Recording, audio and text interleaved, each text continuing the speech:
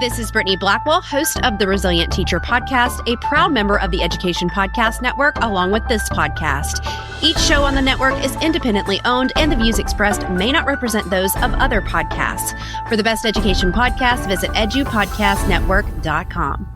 Hey, welcome back. Steve here, and today I'm talking with Dr. Karen Johannesen Brock, and she's accumulated more than 30 years of expertise in instructional coaching, school improvement, and organizational change. Our focus is her book, Coaching for Multilingual Student Success, Intentional Practices to Accelerate Learning and Close Achievement Gaps. Awesome talk, practical book. You're going to really learn a lot. Thanks for listening. Oh, by the way, before you go, it'd be so cool if you took a minute to help out the podcast. How could you do that? Glad you asked that question. Well, here's one of the ways. You could tell a friend and share links, or you could go to my website and leave a review and subscribe, or how about this? Click on the link on my website homepage where it says buy me a coffee, and by doing this, you could donate $1 or $2 or $5 or more to help me address the cost associated with producing the podcast. Thanks so much. You are awesome. Enjoy the show. That again, I say within every teacher's reach and probably within every teacher's tool belt, but the courage and the confidence that doing this all the time and throughout the day, repeating that process over and over, regardless of the topic or regardless of who you've got in your classroom, really does get the job done. It's the Education Podcast, your favorite show, with lots of groovy guests and they share what they know. So crank it up to 10 and let your neighbors know that here's another show with Dr. Steve Miletto. Teaching, learning, leading, K-12. Teaching, learning, leading, K-12. Teaching, learning, leading, K-12. With Dr. Steve Miletto. Dr. Karen Johannesen Brock has accumulated more than 30 years of expertise in instructional coaching, school improvement, and organizational change. She earned her Ph.D. in educational research methods from Oxford University. Dr. Brock has provided consultation services to over 100 schools specializing in professional learning and instructional coaching aimed at enhancing student achievement. She has worked at the school, district, and state levels. Currently, she holds the position of principal at Provo City School District, where she previously served as the director of professional development. Her professional endeavors encompass research, writing, and consulting focused on organizational change, leadership development, instructional coaching, professional learning plans, and strategic planning. Dr. Brock's approach emphasizes using student learning data to develop effective school improvement strategies that integrate instructional coaching, a recognized catalyst for organizational transformation, and improve student outcomes. Our focus will be Karen's book, Coaching for Multilingual Student Success, Intentional Practices to Accelerate Learning and Close Achievement Gaps. Karen, thanks so much for being on the show, and say hi to everyone. Well, hello, and thank you for having me. I'm thrilled to be part of this conversation. Well, this is awesome to have you here, and let's talk about you as an instructional coach. I mean, what's something that you learned over the years about coaching that you want to always remember? Well, I think my first experience with coaching was really my first couple of years of teaching. I had some teachers in my school who were just natural coaches, and they took the approach of shoulder to partner, where they would really grapple with me on my lesson planning, on execution, on making sure that my students were really engaged. And I wanted to be an active and engaged teacher. I wanted students to be talking and thinking and talking to each other quite a bit. And so that was a skill set I didn't walk into the classroom with. And so I really wanted to hone that. I spent a lot of time observing classrooms of teachers who were getting it in the way that I really wanted to achieve. And so I had some generous colleagues that started me off down that path. And then just as I moved through, as a group, we wanted to learn about cooperative learning. So we all kind of coached each other on cooperative learning strategies. And I just had a really rich beginning with of my career of teaching within the classroom.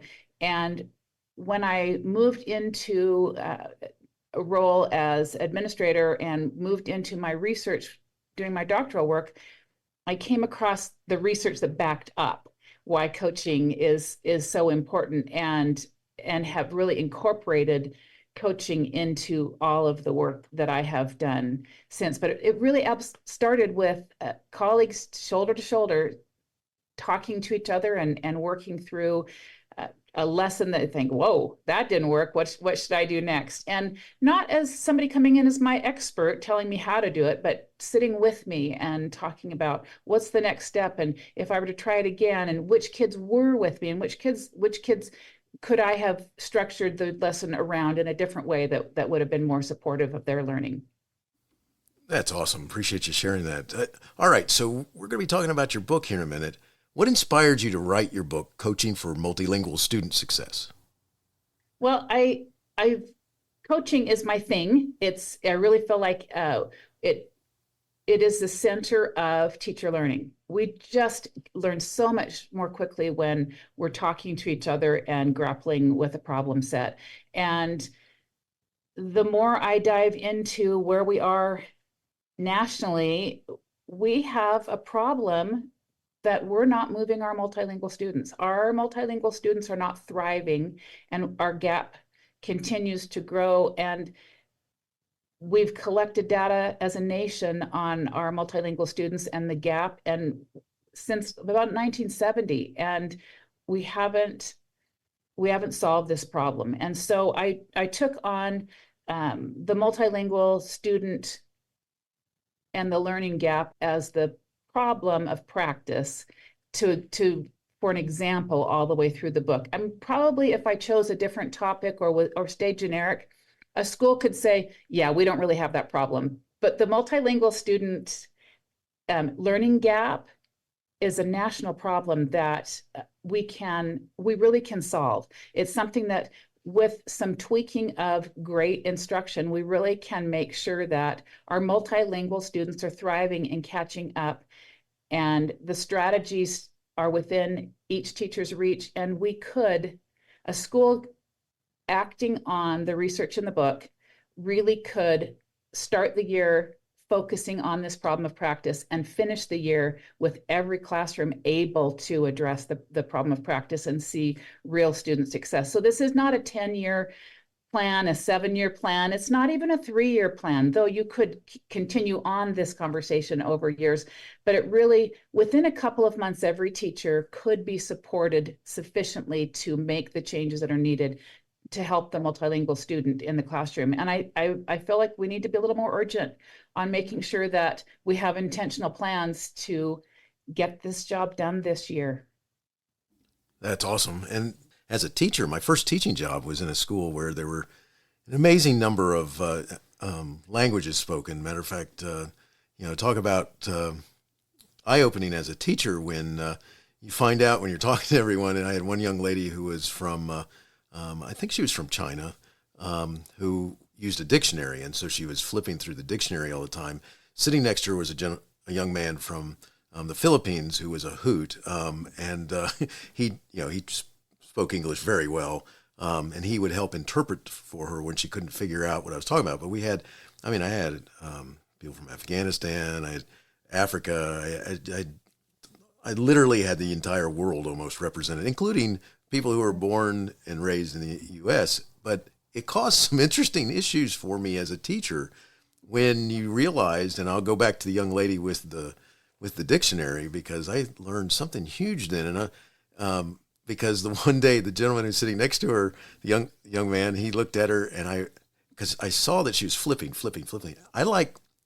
I'm a history teacher, and there's so many cool things that lend themselves to puns, all right?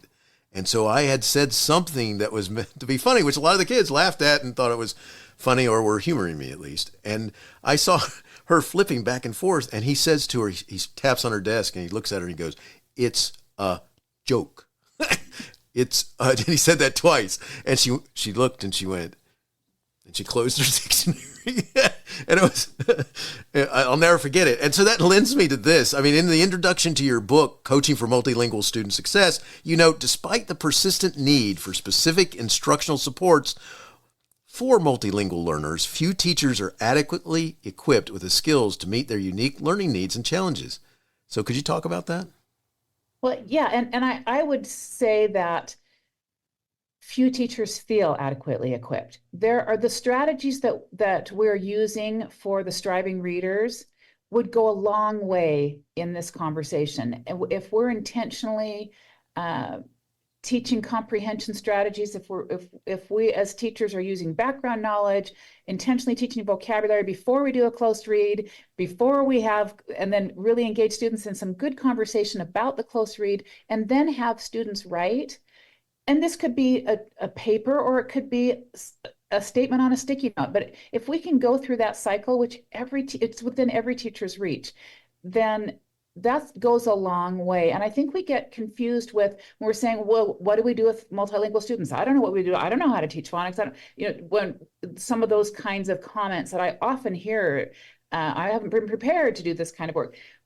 I'm not advocating that the classroom teacher be the one, though it would be fantastic if more people could, but to be the one that pulls back in the small group and does the phonics work of the 20 minutes, 40 minutes, etc. What I'm advocating for is the rest of the day. So that if there's a pullout where some very specific intentional instruction around language development is in place, well, then the 5 hours that the child is not in that setting, what are we doing? And that's what this book is really about, is making sure that we're intentionally teaching vocabulary before and background knowledge before we ever have a student read anything. And that's every student. And making sure that we've got way more opportunities to talk in the classroom, and that we're offering structured. We teach a vocabulary word, we give a structured sentence, and kids practice that vocabulary word. We do a close reading, and we have some structured sentences or structured language protocols so that students know how to talk to each other and draw each other into the conversation. It's those kinds of practices that, again, I say within every teacher's reach and probably within every teacher's tool belt, but the courage and the confidence that doing this all the time and throughout the day, repeating that process over and over, regardless of the topic or regardless of who you've got in your classroom, really does get the job done.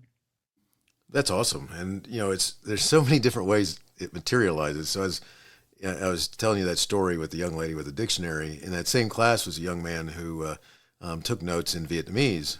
And I didn't know that until I collected notebooks. And yeah, this looks good. I don't know what he's writing about.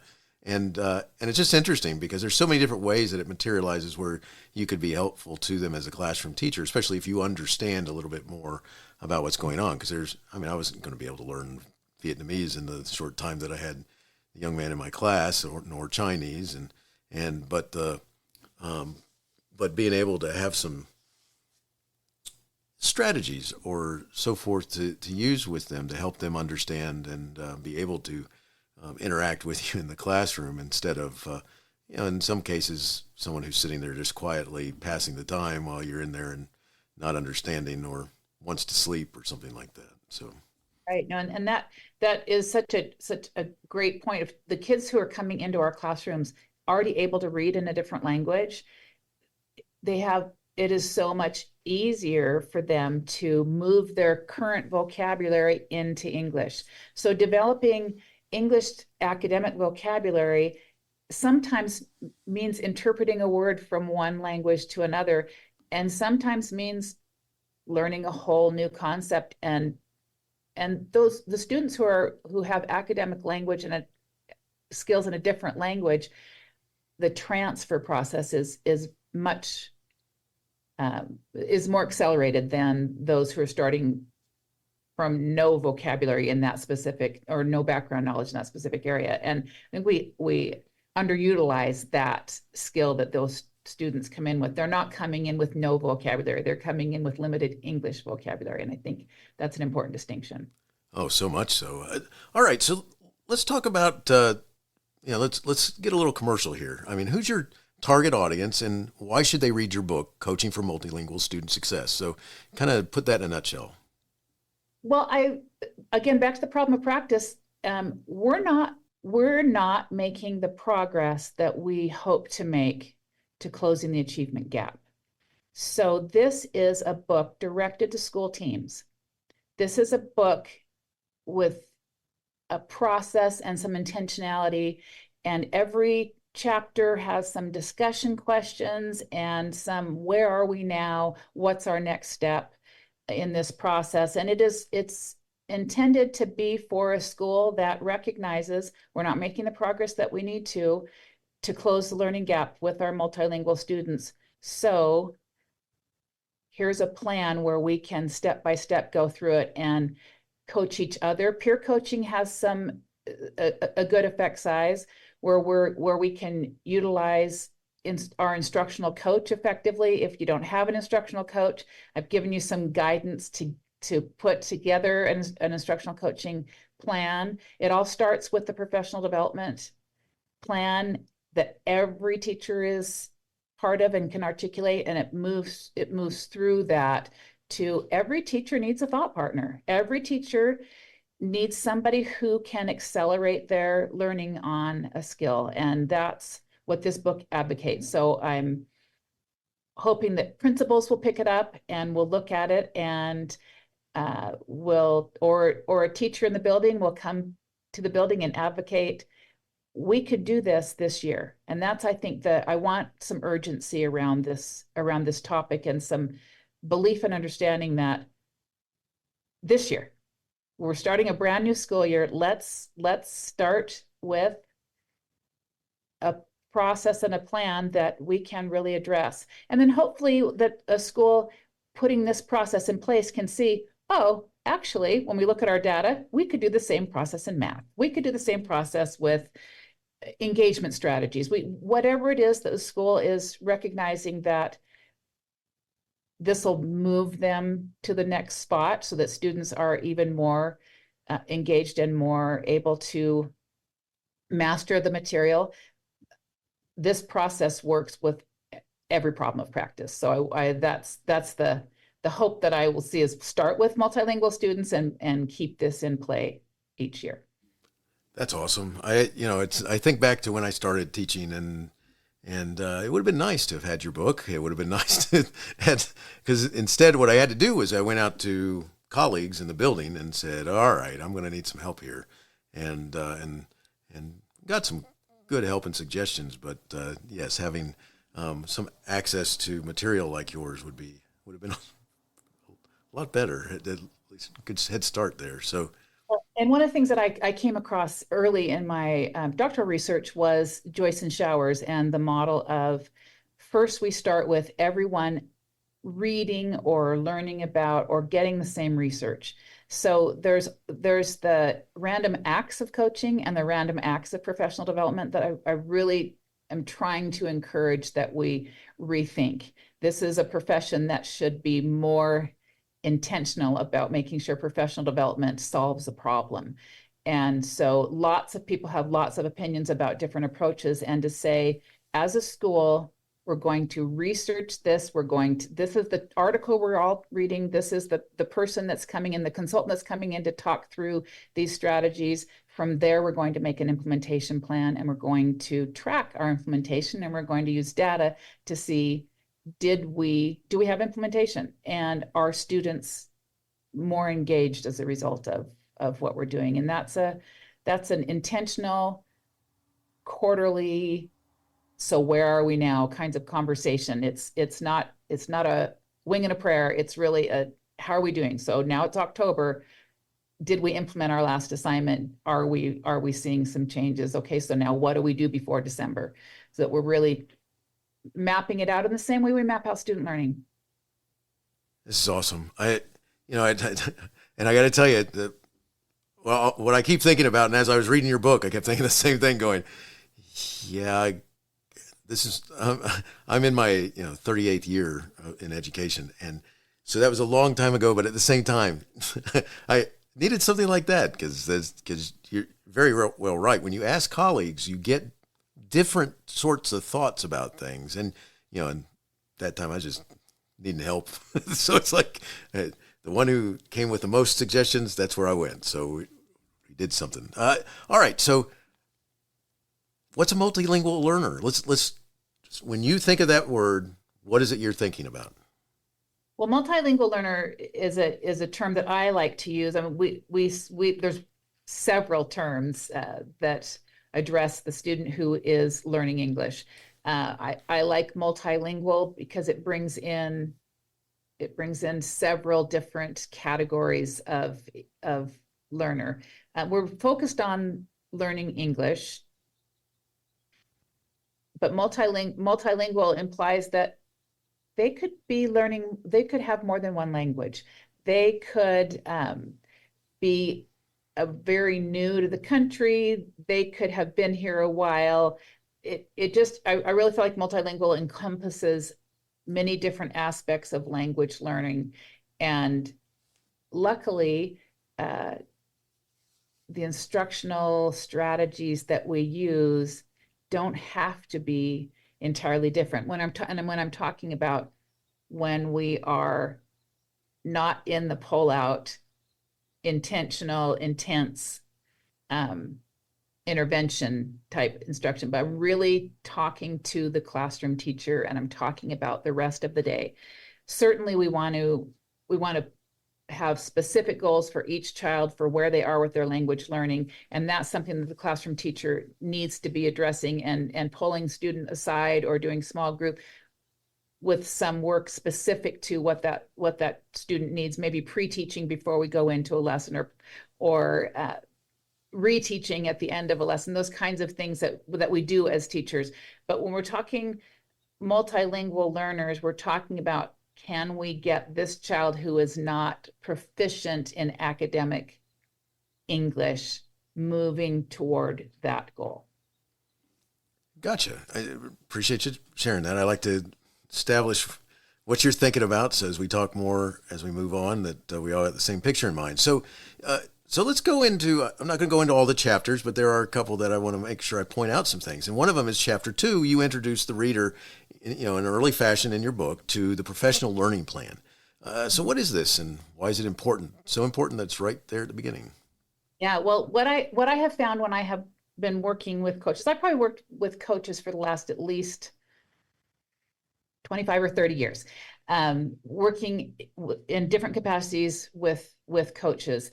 And one of the things I found with instructional coaching is, if we don't have a curriculum, and I say that in kind of loose terms, but if we don't have something that we have a common research base that we're going from, and we don't have an implementation plan with some intention and a way to measure it, we have opinion coaching. And opinion coaching doesn't have any research behind it. So walking into a teacher's classroom and saying, hey, what do you want to work on, is a nice thing. It just doesn't have any backing that says it's going to make the difference that students need. So let's start with, what does our data say our students at our school this year need? That's different than last year. Every year we have a new classroom, or new class of students, which is the great thing about education. We're just, as educators, we never get to finish learning and honing our craft, which is fantastic. So with our current group of students, what is it we need? Where did we see the least gains? Where do we need to make the most growth? And that's where we start with our plan. What do our students need? It'll be different every single year. And maybe in an elementary school, K3 will look different than 4-6. You may have two parallel plans, but every teacher needs to be included in the plan. So the emphasis might be a little bit different, but the process of, first we find out what the research says, and we're looking for best practice. We're watching what best practice looks like. We're a video, a demonstration, some sort of, we all need to have the same common definition of what it is we're chasing. And then the next thing is in a professional development setting, we've got to have time to practice. We've got to be in a group and practice putting lesson plans together, practice trying the strategy in a safe environment with colleagues and with some feedback. And then we need to go back to our classroom and give it a try. And we all can think of examples where we did those first 3 steps, we went back to our classroom and it failed. And that's where coaching comes in. When we try it and it didn't work, or we try it and some of our kids weren't with us, when we get discouraged, then we need a coach to sit with us, to watch where engagement dropped off, where engagement bumped up. We need some data. I have so many examples for myself of being on the coaching recipient side, but I would just even think about something as simple as the first time I got some math manipulatives, that I was learning how to use math manipulatives in a new math program. And so I passed out the math manipulatives, and before I did any teaching about what we were going to do with them. And so, of course, I ended up passing out a bunch of toys. I mean, kids just played with it, and I lost my class. And I left the classroom and went to lunch and talked to colleagues and said, well, these don't work. This is ridiculous. I don't know why they're making us do this. And in our lunch conversation, where I was coached a little bit by colleagues, it was, did you give them directions before you handed them these manipulatives? And I learned a lot, and I tried it 2 or 3 more times. And then I started having colleagues come in and watch me do it. At that time, we didn't have an instructional coach at our school, so we worked with each other, but we were all working off of the same training. We were trying it in each other's classrooms. We're asking each other, what worked in your classroom? What worked in your classroom? How do I capture student engagement and really move the learning through using math manipulatives, for instance? And without it, I would have just given up. And that's where this really comes in, is we needed to move math instruction in that school. And by working together and honing in our craft, we all got better. Very cool. It's so important, because what you're referring to is, the professional growth that needs to happen when you're working with your different populations of classes. Because you can't. It's like the whole thing with the young man with the Vietnamese notebook. I mean, like, I could keep going forward and but really, is he accomplishing anything, or am I accomplishing anything with it? And the young lady who had to look up every word and stuff like this, and then an assortment of other challenges that happen in that class. It's so important. And one of the things I gotta point out is that you have something to help your readers, which is, throughout the book you have reproducibles. I just wondering if you'd chit chat about their purpose and why you did that, and what you're hoping will happen out of having those included. Yeah, with the different chapters. There's one, and just I was going through with some colleagues yesterday with chapter 5, where just a simple chart showing what would it look like if you're mapping out professional development, if you're mapping out 5 or 6, 7 professional development sessions across the year. Just a quick look, just to create a comprehensive plan, to be able to say, okay, so what are we trying to accomplish? We have an August 7th date that we have PD for 3 hours. What are we trying to do there? And then how will that build for when we get back together, a faculty meeting September 17th? So we're putting our dates down, we're walking through and saying, what's our learning target? What's our success criteria for those?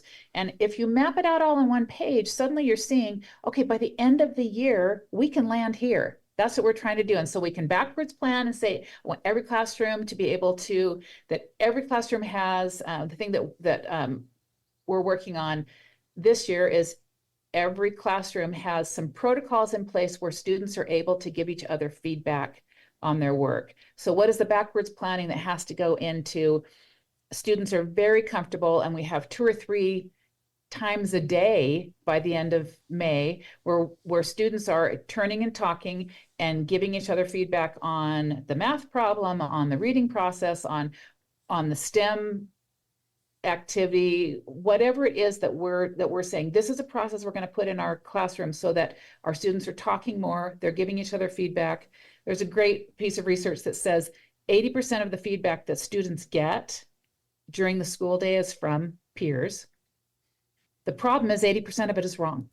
And so if we can put together... Nice. Isn't that painful? Yes, So it is. if we can put together some student feedback protocols where they're using our success criteria and walking through the success criteria with a peer, and able to say, with this rubric on this success criteria, this is what we're looking for. Did you get it? what are you missing? I noticed that you're missing this piece. How can I help you with that? And it just, if that's what we're shooting for, to say by May, we'd like to be doing that 2 or 3 times a day with our different protocols. Okay, so then what does August PD look like? What does October PD look like? What assignment is everybody going to go back in the classroom with? And that's the piece that all professional development hangs on this. We need a principal at the end of a professional development session. The principal stands up and says, thus, now that we've done this, we've tried this, we've played around with this, in the next 6 weeks, try this X number of times in your classroom. And here's the coaching menu that gives you all sorts of options for how you can use a coach, get from this is where I'm standing today, and in 6 weeks, I need to be doing this in my classroom on a regular basis. And we take strategy by strategy, so we're not overwhelming, and we're making sure that it's something that every teacher has enough support to do. What are we doing in PLCs that is going to support this implementation? And so this chart just walks through what's the learning target and success criteria, what's the implementation assignment we're going to ask teachers to leave being able to do. That really helps us hone in. So then what do we have to accomplish in that session? And then what's the coaching menu that teachers can choose from? Do I want coach to sit down and plan with me? Do I want the coach to come in and take engagement data? Do I want the coach to watch me with the 7-step vocabulary routine and give me some feedback on, did I hit all 7 steps, or my students engaged in all 7 steps? Which students weren't doing or didn't understand how to do the peer conversation on step 6? All of those pieces, great feedback that a coach can do. And it's maybe 10 minutes of a coach coming in, maybe it's 20 minutes, but it can be really quick. And then so then what's our schedule?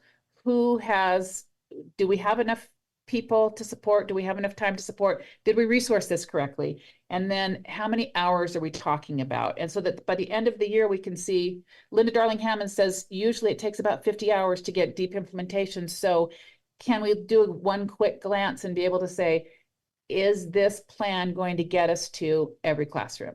If we opt out one teacher, we've opted out. In an elementary school, we've opted out 30 students, but in the high school, we've opted out a couple hundred students.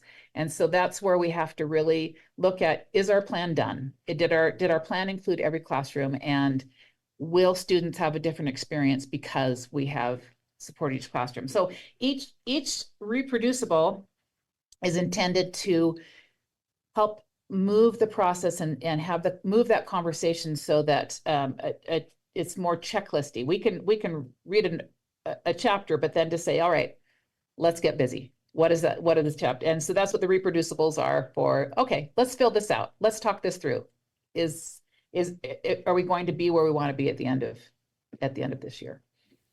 Oh, I like that. It makes it so much more than just a discussion between the reader and the author. It makes it practical in that then they have work to do to try and implement what you're talking about. So to help them, and ultimately to help them, work with the kids that are in the room. So I love it. And I think that always the overarching goal is we want all the voices in this. So we want all the teachers to know the plan, to be able to give feedback on the plan, to look at the whole year picture and ask questions in October for, wait, how does this lead to that? And to be able to really, as a whole staff, to address the problem and solve the problem. I thoroughly believe, and I've been proven right, school after school after school, you sit down around a table with a group of teachers that care about their school, you're going to get, that's the smartest people in the world to solve the problem for that school, are the people in the school doing the daily work. And so we really want to help organize so that all the voices are heard and that the work makes sense to that school. And so you can't just have a plan that hasn't been personalized to that school. And I love to watch the conversation once we get going and put some structure in place. Things beyond what you can imagine always come out of good conversations around dedicated people sitting around a table talking about their work at their school. Very cool. Awesome. And one of the things I've also got to make sure that we're all on the same wavelength here is, your book has the word coaching in its title, Coaching for Multilingual Student Success.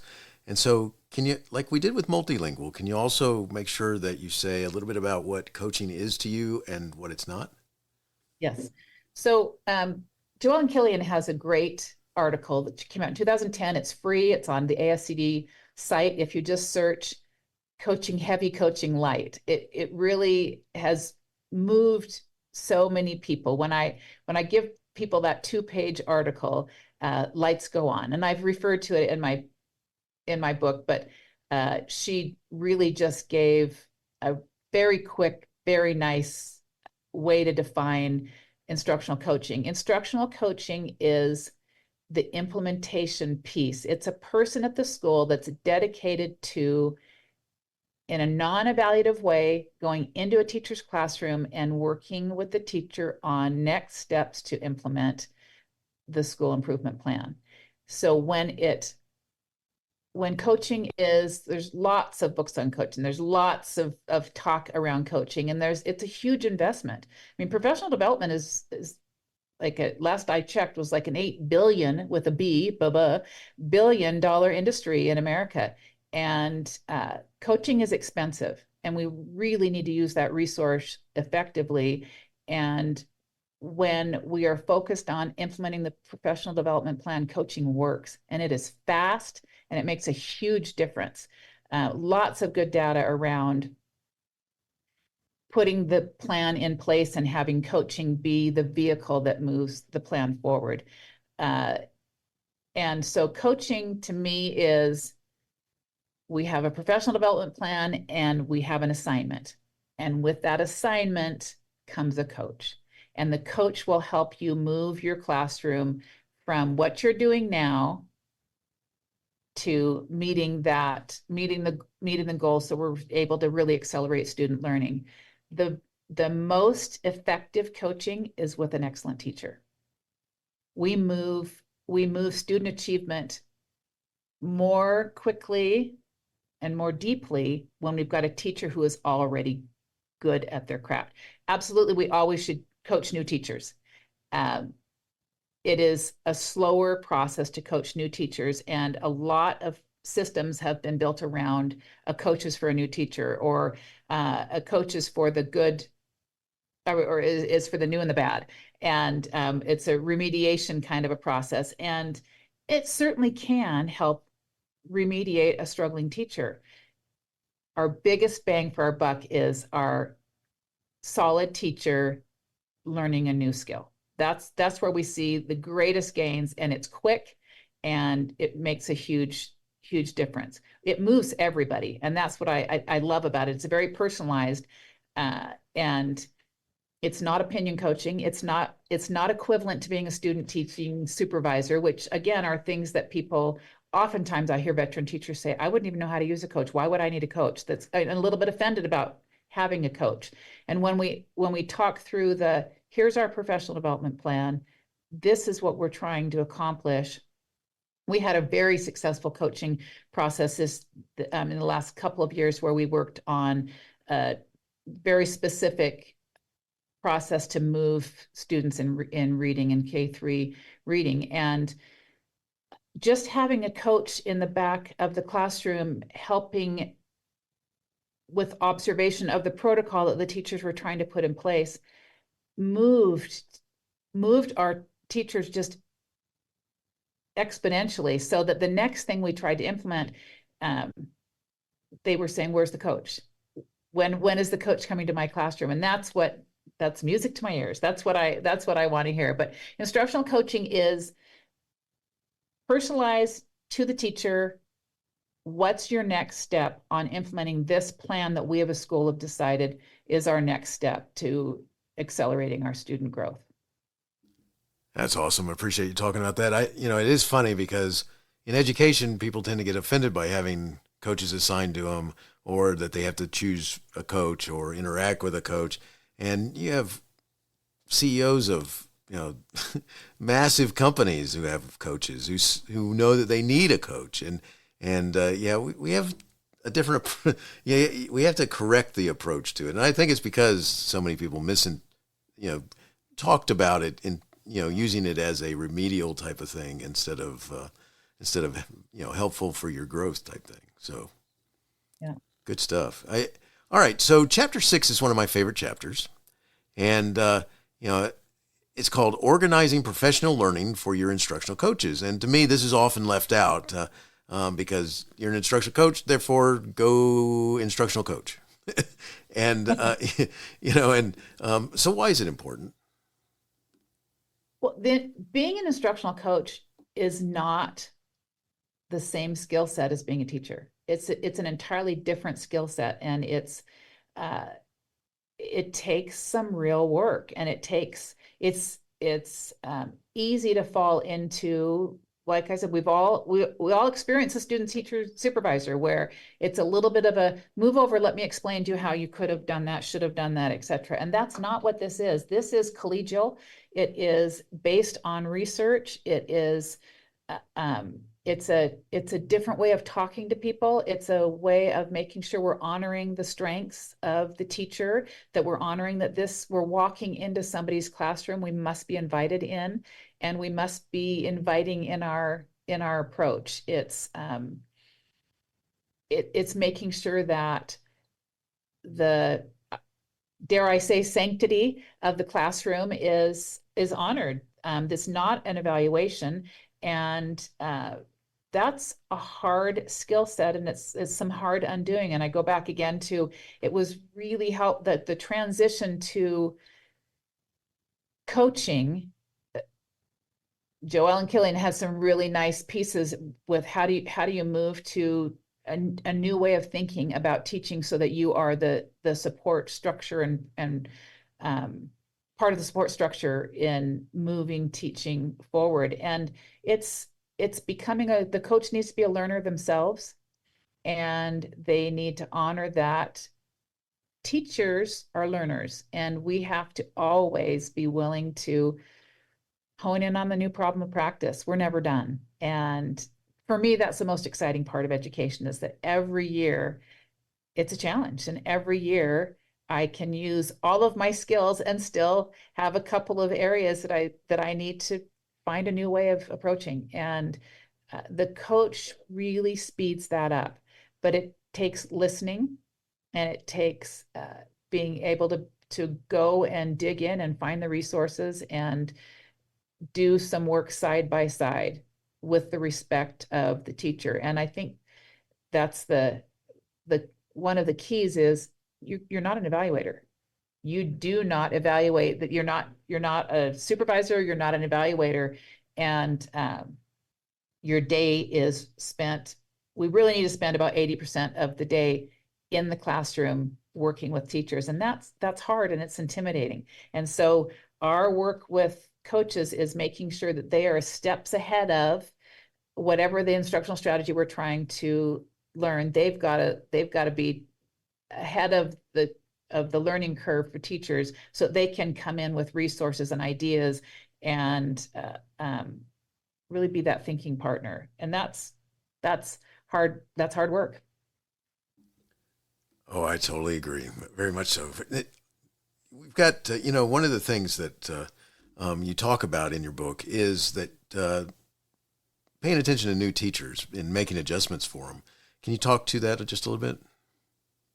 Yeah. So the new teacher is absolutely one of the responsibilities and roles of coaching, and it's probably like the most comfortable role for many coaches to start with. But with new teachers, one of the things we have to look at, just the same as we do in our classroom setting, with our professional development plan, what do we need to do? And then what skills and strategies and structures must we adapt so that the new teacher is not overwhelmed and is able to really engage in the same way as the rest of the school and be part of the school conversation. So the instructional coach needs to be really ready to meet that new teacher where they are and spend more time with the new teacher and perhaps do more in the initial lesson planning and co-teaching and more time modeling and doing the work of helping them catch a vision of what is it we're trying to accomplish. It's really hard to implement anything that we can't envision and see and understand how it fits into our classroom culture. And with a new teacher, sometimes you can't anticipate. It's hard to, I remember as a brand new teacher, I didn't know what I could tolerate in my classroom. I didn't know what kind of behaviors I was okay with and what noise level I was okay with, and how I organized different, even things like turning in assignments, etc. Those, and how do I grade? And so there are just more layers to working with a new teacher to help them see the nuances of this new strategy that we're implementing in the classroom. Excellent. And it is one of those things, as a new teacher, there's so much going on, but you gotta have someone who really understands that about your role as a new teacher, that how to help you be successful with the different learners in your classroom, at the same time not kind of throwing the baby away with the bathwater, where the teacher's so overwhelmed that they're like, I don't even know where to start now. So but good stuff. All right, so I'm going to make you choose something here. This is what's one or two of your favorite instructional practices that you like coaches to share with teachers to help the multilingual student be successful? One of the things that we've found just quick wins with is the Margarita Calderon's 7-step vocabulary routine. It's something you can grab onto. It has 7 steps. It's a quick, it's supposed to be a 2-minute routine, and 1 minute of that is students talking to each other. So it breaks it down and helps students be ready for the next step, which is a close read. And so it helps teachers have something to grab onto. And I love to start with that, let's grab onto vocabulary development, and then we can talk about the research of, if multilingual students, and quite frankly, every student, but if multilingual students are learning 10 to 12 words a day that are academic language words,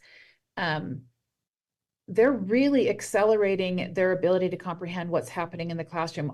Our objective is not just conversational, but it really is getting them so that they have academic language and they're able to engage in our academic conversations. So even if our multilingual students will need some strong scaffolding when it comes to the reading part, if they really aren't proficient readers for grade level materials in science, etc., if we can work on vocabulary and background knowledge so that they can, whether or not we're having them listen to that passage or be a silent partner that's listening to the triad, they're the third person in a partnership, so they're just in the listening role for the actual reading part. We're moving to the part of the lesson where we're having students talk about what they read.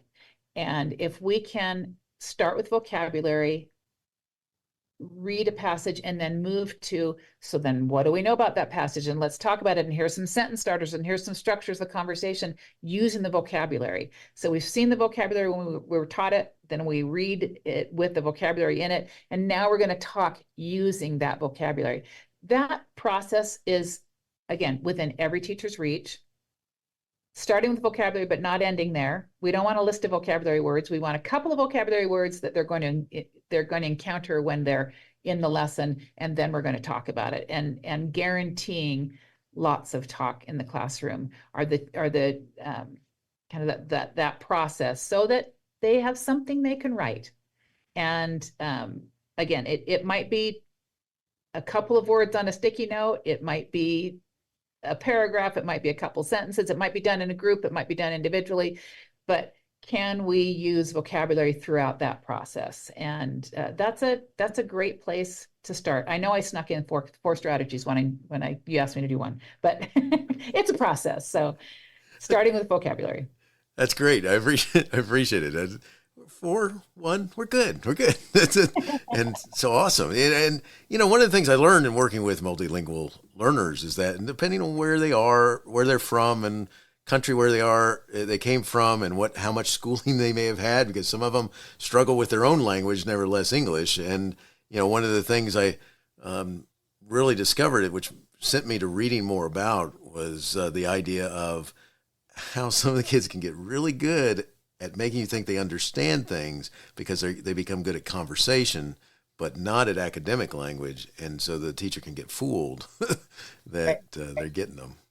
That's why, and I appreciate you bringing that up, because that's why we have to end with something written. Our whole goal is we need a comprehension check, and we can only get a comprehension check if if we're doing a one-on-one conversation, we can get a comprehension check, and a written one sentence will tell you a lot if they got it or not. So it's really important that we finish that cycle with have them write something. Love it. Awesome stuff. All right, Karen, where can our listeners find additional information, connect, and learn more from you? So my website, KarenJBrock.com. It's under construction right now, but hopefully by the time this is aired, it won't be anymore. It is probably the easiest place to find me. The book is everywhere, is on Amazon, it was published by Solution Tree. Solution Tree's got some really nice resources and the free reproducibles on their website. And so those are a couple places that you can find me. Very good. And I'll have that information in the show notes. Find you there. I got one last question for you, and it's a question that just goes like this. Do you have a teacher in your past who made a difference in your life? And if so, who was it? What would you say if given the chance to say thank you? I narrowed it down to 4. How's that? There's so many, but I think it would. That's great. I'm fine. The teachers that saw me. I was the 4th child in a big family of 9. And so I really appreciated the teachers who saw me. Mr. Walton, my 6th grade teacher, expected nothing but my best. Same with Mr. Beasley. He was my 9th grade English teacher, and he did diagramming sentences like nobody's business. And really, I was being mediocre in his class, and he looked at me and said, no, you've got more than that, and I want to see all of it. And I worked hard for Mr. Beasley, and I took every class he offered. Mrs. Nickerson was my elementary school librarian, and I loved to take a stack of books home, and I would walk in the library and she'd say, "Oh, Karen, come here. I found some stuff for you." And I read every biography she ever handed to me. I read every book she ever handed to me. And I just really appreciated just her soft way of being, "Come on over here. I found something for you." And it was a time when, 5th grade, 6th grade, when girls were being mean to each other. And you know what? I had my stack of books. So it was Mrs. Nickerson was a lifesaver. And then Mr. Brown in high school was my math and my physics teacher. And he saw me and pushed me hard. So I really appreciated those people who told me I could do more. That is awesome. I love it. Karen, thank you so much for talking with us about your book, Coaching for Multilingual Student Success, Intentional Practices to Accelerate Learning and Close Achievement Gaps. What an excellent book, and easy to read and put to use. Nice and practical.